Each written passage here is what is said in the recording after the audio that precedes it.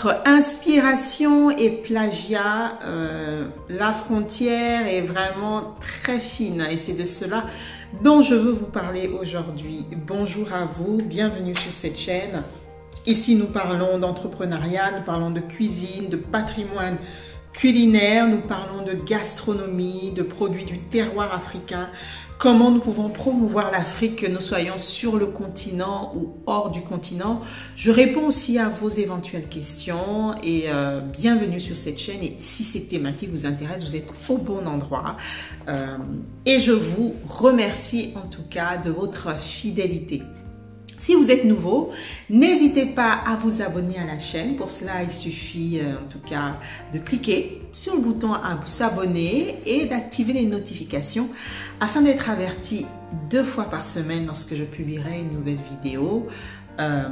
Et pour vous remercier en tout cas de votre abonnement, je vous offre gratuitement la version digitale du magazine Afro Cooking, qui est le premier magazine des cuisines noires dont je suis la directrice artistique. Je suis le chef Anto, chef de cuisine, spécialiste des cuisines d'Afrique, consultante et auteur, et je suis ravie de vous recevoir aujourd'hui. Je voudrais vous parler d'un sujet qui est quand même assez sensible, notamment dans nos communautés et puis aussi lorsqu'il s'agit d'entrepreneuriat. C'est la différence entre inspiration et plagiat. J'ai été contactée sur mes réseaux par une jeune étudiante qui me disait dans son mail qu'en fait elle qu'elle voulait créer un événement de cuisine parce qu'elle trouvait en France qu'il n'y en avait pas énormément. Et comme j'avais déjà organisé le type d'événement qu'elle voulait organiser, elle a commencé à me poser tout un tas de questions, mais bien pointues, pour pouvoir l'aider à organiser son événement.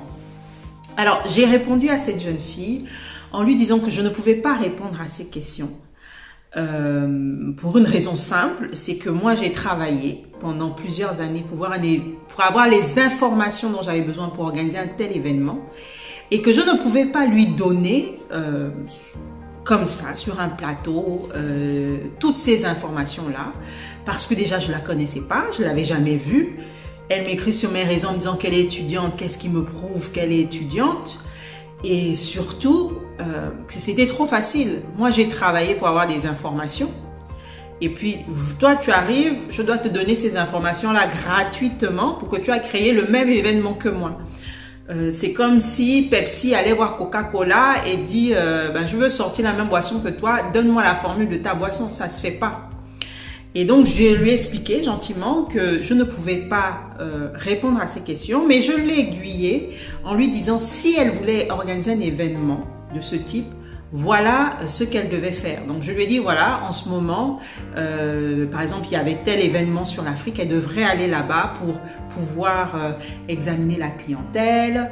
Je lui ai dit, voilà, ça va être l'année de l'Afrique en France, il y aura ça, il faut qu'elle se renseigne. En tout cas, je ne l'ai pas laissé dans le flou. Et franchement, j'ai été sympa parce que je ne connais pas beaucoup de personnes qui auraient fait ça. Et la deuxième situation qui m'est arrivée, c'est une journaliste en fait qui m'a contactée parce que elle a été contactée par quelqu'un qui a travaillé avec moi avant et qui lui annonçait qu'elle faisait un événement qui ressemblait à un événement que j'avais moi-même organisé. Et donc la journaliste était quand même étonnée en se disant j'ai bien compris que vous ne travaillez pas ensemble, vous ne travaillez plus ensemble, mais je trouve quand même que c'est pas sympa ce type de concurrence. Donc voilà, et du coup ça m'a donné envie de parler de ce sujet-là entre inspiration et plagiat, parce que j'ai une copine qui est dans l'entrepreneuriat au Gabon et qui me disait en ce moment par exemple au Gabon, ce qui marche c'est les brunchs. Il y a quelqu'un qui a fait un brunch, ça a marché, tout le monde s'est dit, ah, il faut faire brunch. Donc tout le monde aussi, beaucoup de gens qui même n'étaient pas spécialistes dans la restauration, n'étaient pas formés, se sont mis à faire des brunchs. Et c'est ce qui peut arriver souvent. Donc peut-être que certains d'entre vous se retrouvent démunis face à ça ou ont envie de faire des projets et se disent, ah, mais on va me dire que j'ai copié, on va me dire, voilà. Et donc, j'ai eu une discussion avec mon associé il y a quelques jours et lui, il était très en colère et tout ça. Et voilà ce que je lui ai dit. J'ai dit, tu sais, on n'a rien inventé. Il n'y a rien de nouveau sous le soleil. Toutes les choses, aujourd'hui, il y a quelque chose qui est à la mode. Demain, c'est passé de mode. Après, ça revient à la mode. On n'a rien inventé. Donc, personnellement, ça ne me dérange pas que quelqu'un se dise, je vais faire la même chose qu'elle. Lorsqu'on voit les définitions de s'inspirer de quelque chose, c'est-à-dire qu'on va reprendre une idée et l'adapter après à notre environnement, à notre situation, à notre contexte. C'est le cas de Burger King qui s'est inspiré de McDonald's et puis qui a créé son truc. C'est deux marques de fast-food, mais les produits sont différents, l'offre est différente. En fait, il y a l'un qui a copié ce qui existait déjà, mais en adaptant. C'est la même chose avec un chauffeur privé qui ressemble à Uber. On a différents applications, que ce soit de chauffeur, que ce soit de VTC, que ce soit de taxi. En fait, il y a un qui est arrivé avec une offre et puis il y a les autres qui ont copié en se disant il va pas avoir tout le marché. On va essayer de proposer quelque chose de différent, d'avoir de proposer une offre différente. Ces applications ne sont pas forcément meilleures en termes de goût, mais elles se sont inspirées pour avoir un peu de part du marché parce que il n'y avait qu'une seule personne. Dans ce cas, quand on s'inspire d'une personne, personnellement, ça ne me dérange pas.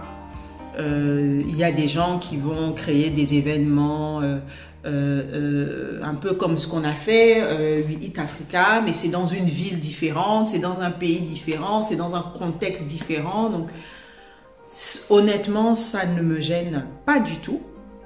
Bien au contraire. Quelqu'un alors me disait ouais, mais on s'inspire que des meilleurs. Oui, ou de toute façon, la nature a horreur du vide.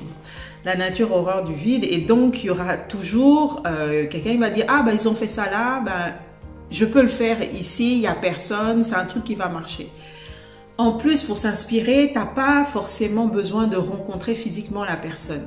C'est-à-dire que tu vas avoir un chef à la télé, on va te parler de sa vie va t'inspirer et puis tu vas essayer de faire à peu près ce qu'il a fait dans son pays ou pendant son époque et de le ramener toi à ta situation actuelle.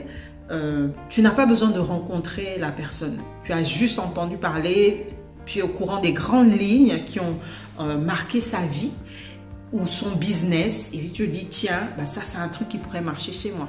Alors que le plagiat c'est copier-coller. Le plagiat c'est prendre une formation que tu as faite et puis aller revendre la formation là en faisant passer par exemple, en la faisant passer pour la tienne, en mettant exactement les mêmes slides, en mettant exactement les mêmes titres. C'est du vol. Le plagiat, c'est tout simplement du vol. Et le pire dans le plagiat, c'est que très souvent, le plagiat vient des personnes qui ont travaillé avec vous. Le plagiat souvent vient des personnes qui ont travaillé avec vous, avec qui ça ne s'est pas bien passé. Vous étiez ensemble, on était, voilà, ça se passe pas bien. Moi, je vais créer pour moi. Et il va faire exactement la même chose. Exactement la même chose. On le voit.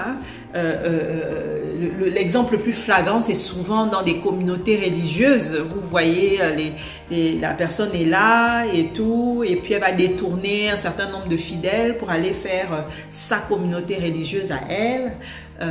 Et ça, c'est, voilà, le plagiat, c'est du vol.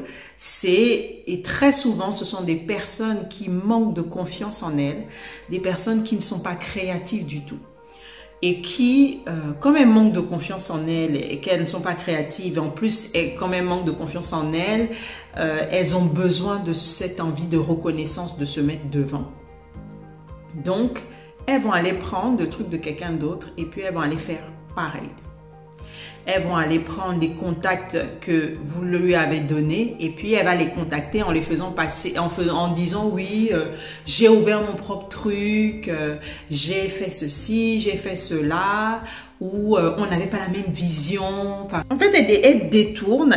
C'est une personne qui va détourner souvent vos clients, qui va détourner les personnes qui ont travaillé avec vous, qui va détourner les personnes, vos fournisseurs, qui va détourner les sponsors aussi, juste pour se donner une image, et qui va faire du copier-coller. Et c'est ça qui est dommage. Alors, comment lutter contre le plagiat? Il faut bien choisir les personnes avec qui vous travaillez. Ça, c'est une leçon que j'ai appris. On n'a jamais autant entendu d'histoire on était ensemble, on travaillait bien ensemble, et puis la personne a dit, au début ça ne marchait pas, la personne est partie. Quand la personne a commencé à voir que ça marchait, la personne est revenue et tout, et puis a voulu, comme je lui ai dit, ben non, tu peux pas revenir et tout ça. La personne, soit elle est allée créer quelque chose, soit elle a fait en sorte que la personne soit virée. On a une histoire, par exemple, d'une marque cosmétique. Le fondateur lui-même de cette marque-là s'est fait virer par quelqu'un qui était son associé, qui a récupéré l'idée, qui a tout fait pour le faire virer. Donc, c'est très important de bien choisir ses collaborateurs. Et il faut éprouver. Il faut éprouver les personnes avec qui vous travaillez, les personnes à qui vous voulez faire confiance. En tout cas, 3 façons de pouvoir lutter contre les plagiats. Faites attention aux collaborateurs avec qui vous travaillez. Franchement, ne faites pas trop confiance. Ne vous dites pas, oui, c'est ma copine, je la connais depuis longtemps, c'est ci, c'est ça. Faites attention vraiment aux personnes que vous recrutez, parce que c'est souvent dans la façon de se comporter, dans la façon d'agir que vous remarquerez si quelqu'un est digne de confiance ou pas. Ne pas donner certaines informations. Il y a certaines informations que vous ne devez pas donner, surtout les informations cruciales. Informations cruciales, ça veut dire, par exemple, moi, mes réseaux sociaux, je ne donne pas la gestion de mes réseaux sociaux à tout le monde. Boîte mail, je ne donne pas ma boîte mail, gestion de ma boîte mail à tout le monde. Fichier Drive, pas à tout le monde. Liste en plus, depuis que je travaille, par exemple, j'ai une certaine base de données pour les journalistes, journaux, sponsors. Ça là, c'est des contacts très précieux. Je ne donne pas cet accès à tout le monde. Non, non, non et non.